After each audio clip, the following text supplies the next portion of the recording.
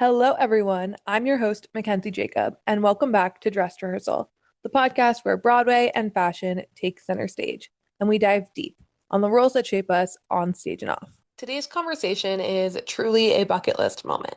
Marc Shaiman is a living showbiz legend. He is a renowned composer, lyricist, arranger, and music producer whose work spans film, television, and Broadway. He began his career as Bette Midler's musical director and arranger.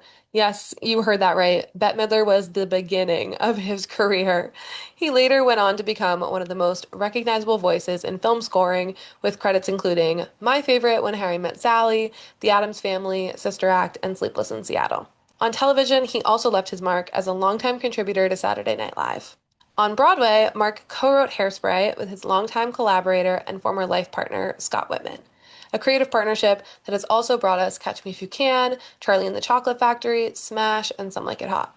Previous dress rehearsal guest J. Harrison G. went on to make history as the first non-binary performer to win a Tony Award for their role in Some Like It Hot.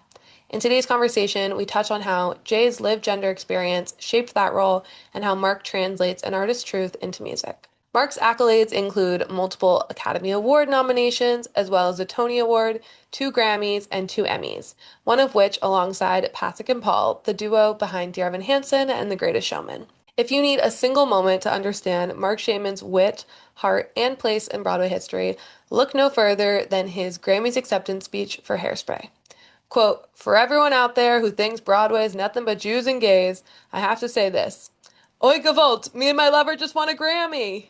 If you want even more of Marc's wit and wisdom, his new memoir, Never Mind the Happy, Showbiz Stories from a Sore Winner, is out now. And the audiobook is a must download, featuring performances from Broadway and Hollywood favorites like Matthew Broderick, Megan Hilty, Christian Borle, and more. Please welcome your showbiz friend's favorite showbiz legend, Marc Shaiman. How are you, Marc?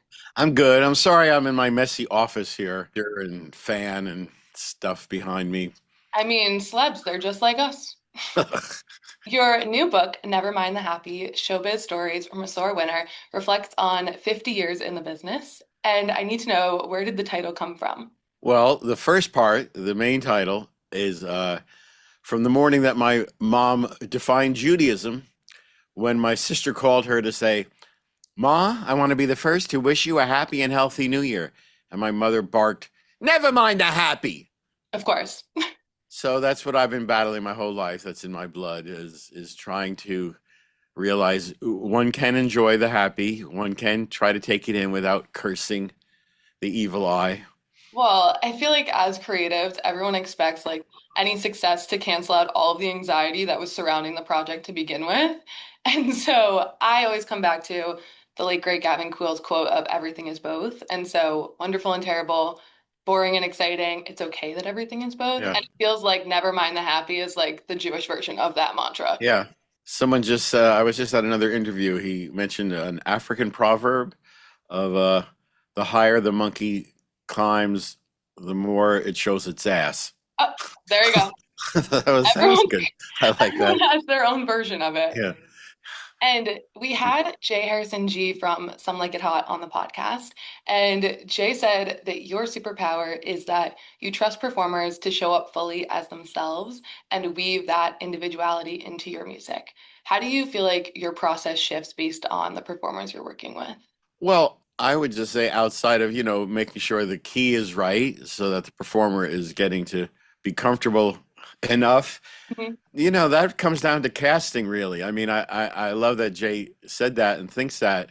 And of course, especially with Jay in that part, it was very much, what's that word? Tailored to Jay specifically. Yeah, it really comes down to when you have a great casting director or team, they bring in the people who match what you have already written. Mm-hmm. And then, of course, in the case of Jay, then things really did get added, things that Jay actually said, like, like, you can call me whatever you want as long as you do it with love and respect. That was something that Jay actually would say at the beginning of rehearsals, and it just immediately got put in the script. Right. It fits so perfectly that it could have been written for the show. It just happens to be what Jay lives by. Yeah. A really special moment that you write about in the book that feels like another example of that trust in artists is during Hairspray when you were workshopping the song I Know Where I've Been, which is meant to just be a power anthem for the Black community during the civil rights movement. Can you talk about like what working on that song taught you and how it kind of informed your creative process? Well, when the first, as I write about in the book, when those first few lyrics came out of my mouth, I was up in a garage where I had set up a musical equipment because Scott and I were renting a house in the summers down at the beach in Laguna when Hmm. we lived in California.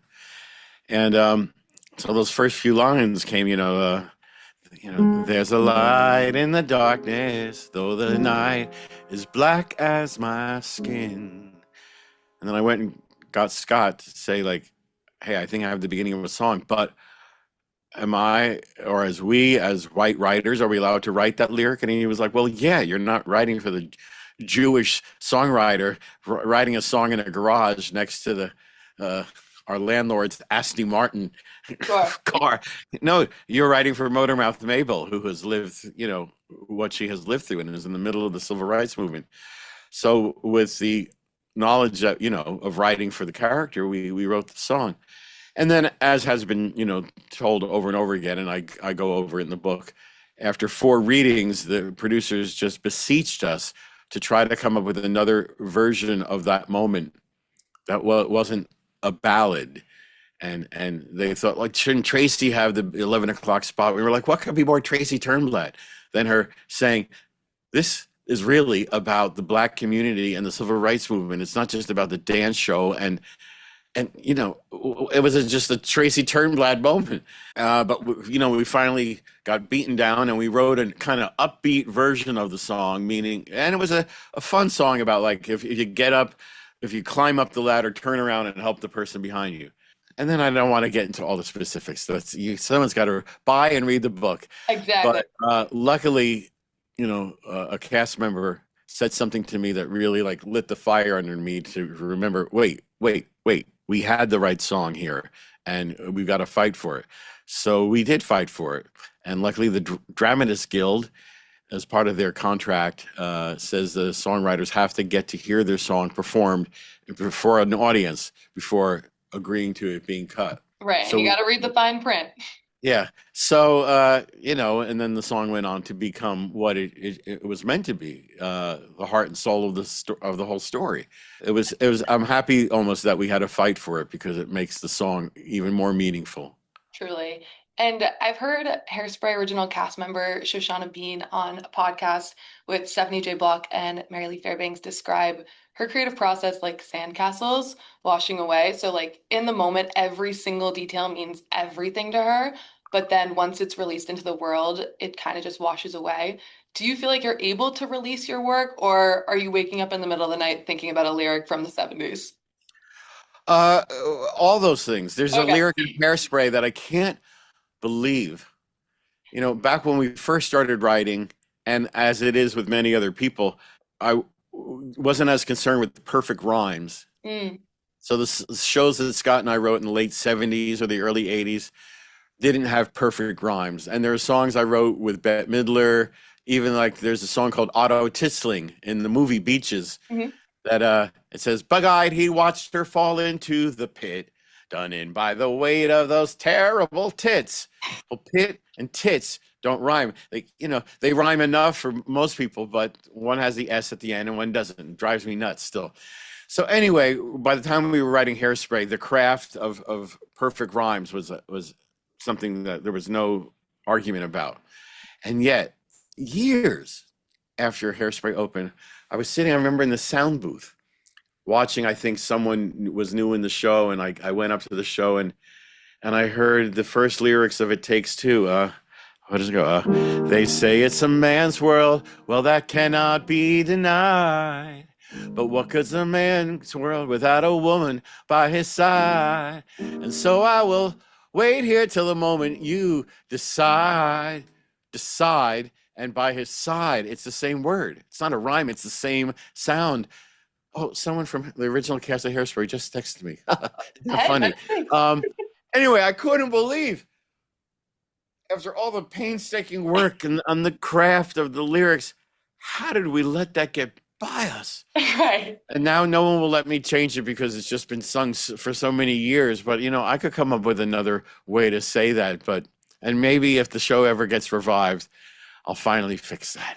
Well, let me tell you, there's someone on TikTok who has HCAT, which is the Hairspray Awareness Task Force, making sure that everyone in New York City knows we need a revival of Hairspray. So there is a boots on the ground operation happening in your name. So who knows?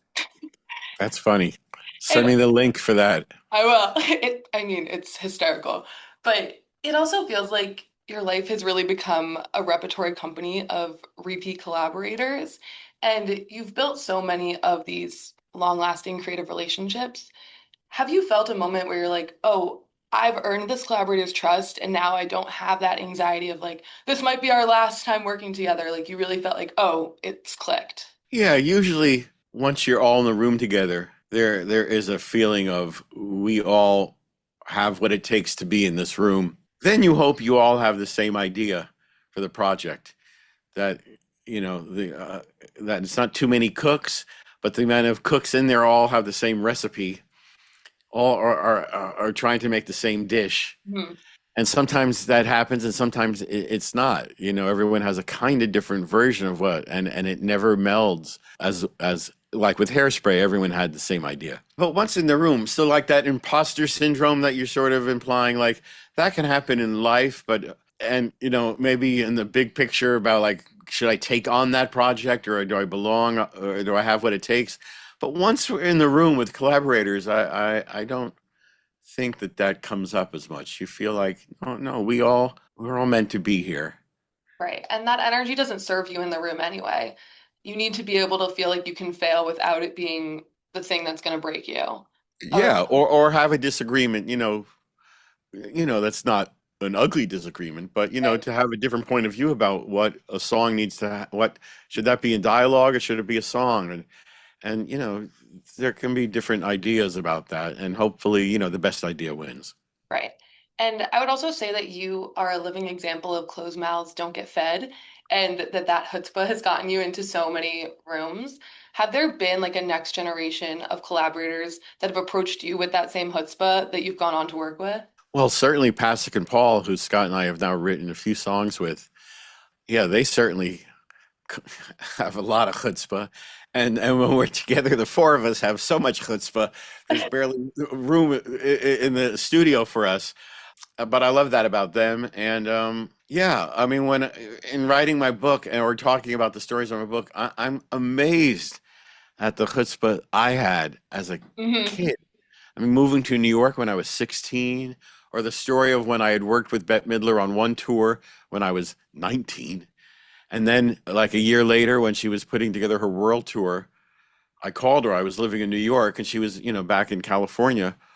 And she said, no, I'm not hiring anyone from out of town. I'm only hiring local. And I thought about it for a few minutes and I went and took all my money out of the bank and hailed a cab to JFK, took the first flight to Los Angeles and called her from a payphone at LAX airport in Los Angeles and said, I'm in LA. What's the address of the rehearsal? Right. And she was like, oh, okay, this is where we are. Luckily, she hadn't hired anyone yet. I beat her to the punch. But what a chutzpah.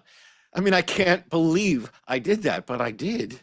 As you're talking to people about the book, I feel like the question keeps coming up of like, how did you know? How did you have the headspace? It's like in the moment, you're just putting one foot in front of the other. Like you're just like, how do I get this job? And looking back, it's so fun to like think, oh my God, now I have all of these other anxieties of the world that might have kept me from being so bold. But in the moment, it's just like, I want this thing so badly, I'm going to do anything to get it. Yeah, it's a gift along with a talent for music or lyrics. I was given the gift of chutzpah. Yeah, many talented people who don't have that, who maybe don't get to fulfill everything that they wanted to do because they were just too timid. Hmm. And there's no room for being timid in this business. No, you have to go Maybe after it. I don't know what business there is room for being timid, but certainly not show business. Right. No one's going to pitch yourself more than you are. Yeah. And I was listening to this discourse about the last 5 years since they're doing the big concert of it. And they were saying how it's always unrealistic if there's a Kathy who can sing beautifully because Kathy's supposed to be this actress who's not making it. And I think that's so wrong. Every single person is so talented. It is so realistic that Kathy could be an amazing singer, and it Oh just yeah. hasn't happened for her yet. And I think people love to forget that there are a million people that haven't made it, but they still Oh, have that talent inside of them. I have so many friends who are wildly talented right from the beginning, people from community theater in New Jersey. Hmm. And the luck of the draw, it's so much about luck. And then of course, the cliche is then when opportunity does come, when luck knocks on your door, you have to be able to come through. Right. But yeah, some of it's, and my story, my book, it is just one lucky break after another. It is just crazy. I don't know what I did in some former life to deserve the amount of luck that I have had in my current life. Truly. And one of my favorite parts of the book was seeing all of these people like Jerry Mitchell, Laura Bell Bunny, like starting out, and then you get to see them skyrocket, and it's like you knew them when.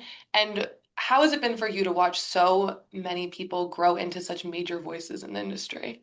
It's fabulous. I mean, I'm just so happy for so many people, especially that original cast of Hairspray.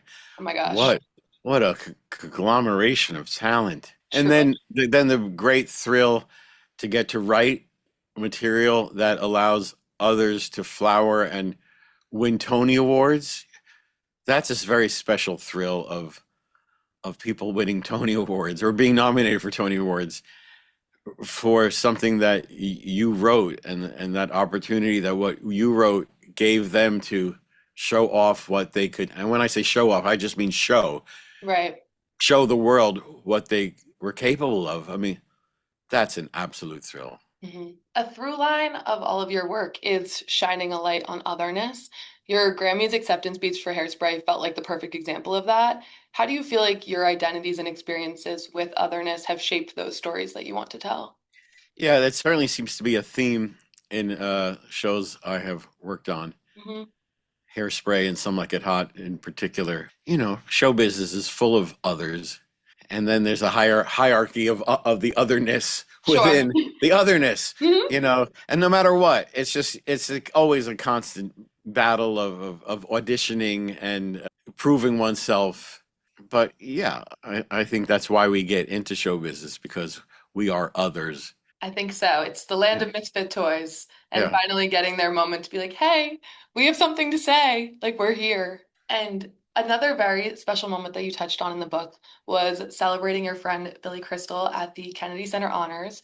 So I have to tell you, my family friend Carol loves to tell this story, but she was there that night and she came back to her hotel at the Salamander, and you were on the piano casually just like performing with Titus Burgess and Billy Crystal. So I need to know, what did that moment mean to you celebrating Billy? And also, like, all of these magical showbiz nights that you have in the book, like, when did you know, like, oh, this is the night I need to write down instantly? Because it feels like it's every day in your life. There have been so much. I mean, there are things I didn't even get into the book, other incredible moments. But yeah, getting to honor Billy Crystal was so nice. And luckily, the producers that year of the Kennedy Center Honors were extremely nice. People are nice, but I mean, they were really nice. They really reached out to me. They wanted my input. They put me on stage. They really made me feel like I belonged on stage along with all those superstars that were part of the tribute. Hmm. So that was also very nice to feel so given my due Totally. by those producers, because there have been other Kennedy Center honors where I've thrown my hat in the ring to help certain people be honored, and I didn't even get a return email. And Wild. then, Billy Crystal is so special to me, so important to my life and my career, that I had to be a part of it. And then that moment at the hotel, that was just a pure old school show business moment where we were all there in the lobby, still all kind of hepped up from the show, and there was Titus, and there was a piano. And now, I mean, maybe when I was young, I would run over to the piano to play, but I'm not like that anymore. But there was Titus, and there was a piano, and then suddenly there we were, and he's singing in that spectacular, you know, Titus.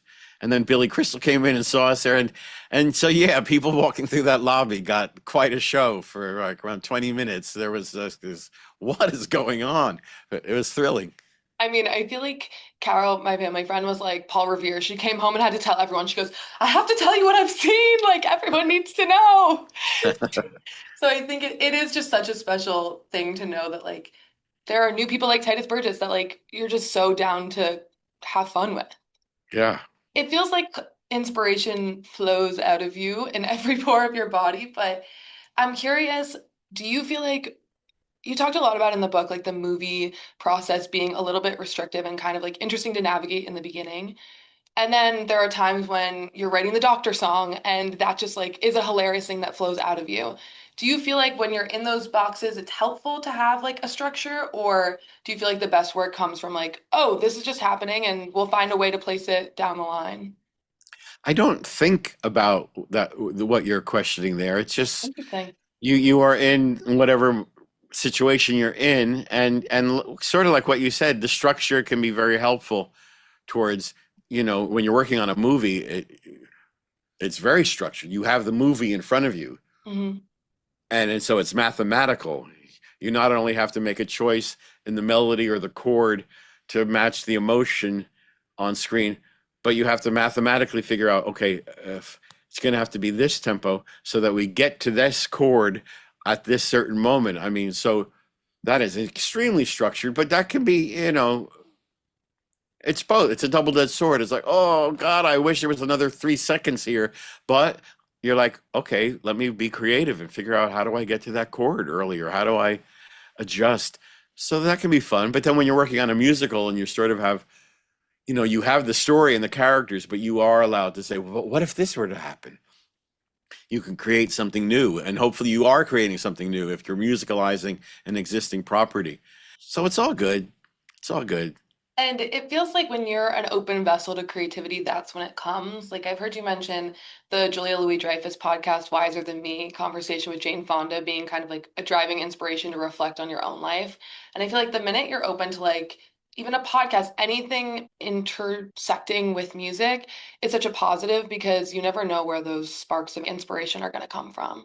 No, no. That's why, I mean, I always do tell students, just show up and do your best. Say yes. I know maybe you shouldn't always say yes to everything, but that's what I tell them, because my life is an endless example from both sides of me being the person who thought, well, nothing's going to happen if I do this, nothing's going to come of it, or me showing up somewhere where someone may have thought, oh, why am I going to be in this show? Nothing's going to come of it. And then I was there and heard them and they got cast. You just never, ever know, ever, ever, ever know. And so even, yeah, listening to that podcast while I was driving home one day, depressed about what was going on about something. And when I heard Jane Fonda say she felt it was time for a life review, and that phrase just stuck in my head, life review.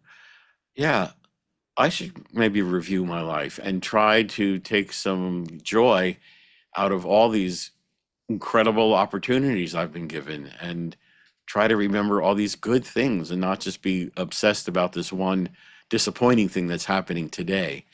And that's what led me to write the book. Who would have ever thought that I would write an inspirational book? But it really is.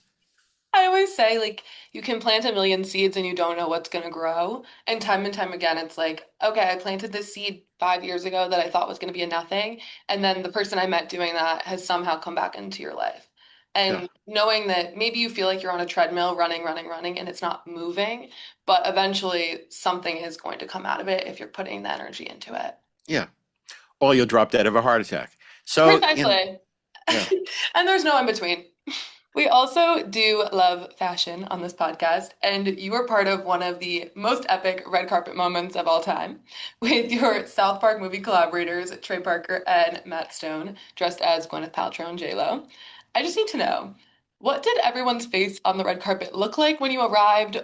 Did we get Joan Rivers commentary? What was happening? That, yeah, we didn't come across Joan Rivers. That Oh, must have been in the middle of her red carpet era. she would have died. It was outrageous. It was so funny. We just had the best time. And yeah, everyone was, laughing with, happiness that these guys were taking the, as they say in Britain, taking the piss out of the whole experience. Yes, that was a joyful memory that I will always keep. If we had won the Oscar that night, it would have be even more of a joyful memory. But up until that moment, it was quite a unique, once in a lifetime kind of thing. It feels like you guys were just like the pin bursting the bubble of seriousness of the Yeah, Oscars and just being like, hey, by the way, this is supposed to be fun. Like, this yeah, is supposed to be silly. It doesn't have to be so eye on the prize serious. yeah. And in typical you fashion, going into a little bit more serious, I was really taken by your love story with your husband Lou. And for anyone who doesn't know, Mark and his husband met through Broadway Cares Equity Fights AIDS. And Lou was a total layperson, a military man who happened to volunteer with the organization. And not to end on such a sad note, but you speak really candidly about the AIDS crisis and the friends you lost. And I feel like people of my generation don't know nearly enough about how devastating that time was. And all I could think about reading your love story was if you felt like your angels of friends sent Lou to you, because it feels so kismet. Yeah, I never thought of it that way, but I will from now on. Thank you for that thought. Yeah, the fact that I did meet him through Broadway Cares Equity Fights AIDS. Yeah, I never really put that together like that. That's sweet. Thank you. It felt so like you speak a lot about like your friends in the balcony watching over you, and I was like, oh, that feels like a pinpointed moment of like they're giving you something in your life and something that's so beautiful. Yeah, that's really lovely. I wish I thought of that. I want to rewrite the book and put that in there. Thank you. Yeah, and when I talk about luck, the fact that I've had two great loves, and the fact that I can still have them both in my life, and be together, work, be at events together, and just all be living happily ever after.